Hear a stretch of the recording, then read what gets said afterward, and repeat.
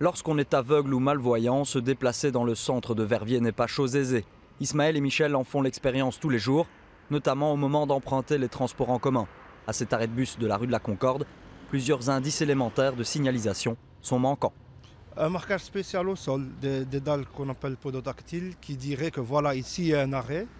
Et à la limite, que ça peut même avertir les gens voyants, dire ah, s'il y a quelque chose au sol, ce n'est pas pour rien, je dois me bouger de cet endroit pour que la personne non-voyante, et peut-être même mettre un panneau, dire ne pas se mettre devant le poteau, parce que c'est notre point de repère. Et au moment de monter dans le bus, rien ne leur dit de quelle ligne il s'agit. L'idéal, oui, ce serait à la limite qu'il ait un haut-parleur quand il ouvre sa porte et dire voilà, je suis, mettons, le 705. Et alors, l'idéal, ce serait aussi dans le bus qu'il y ait un support sonore qui nous indique les arrêts pour descendre. Le périple de Michel et Ismaël se poursuit rue de l'Harmonie. La ligne guide qui est censée leur indiquer les limites du trottoir ne les aide pas forcément. Elle n'est pas antidérapante. Donc si on met le pied dessus, on est parti, on est dévié déjà par notre trajectoire et on pourrait être distrait par cette difficulté.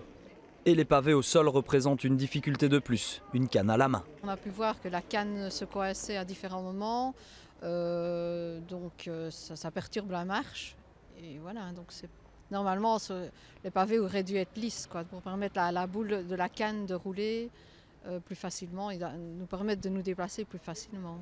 Se méfier de la ligne guide, ne pas accrocher sa canne entre les pavés, mais aussi éviter les panneaux publicitaires, véritable obstacle pour un aveugle. Le parcours d'un aveugle, ce n'est jamais un parcours qu'on connaît par cœur, parce qu'il y a tout le temps des paramètres qui viennent le modifier, et c'est le cas ici.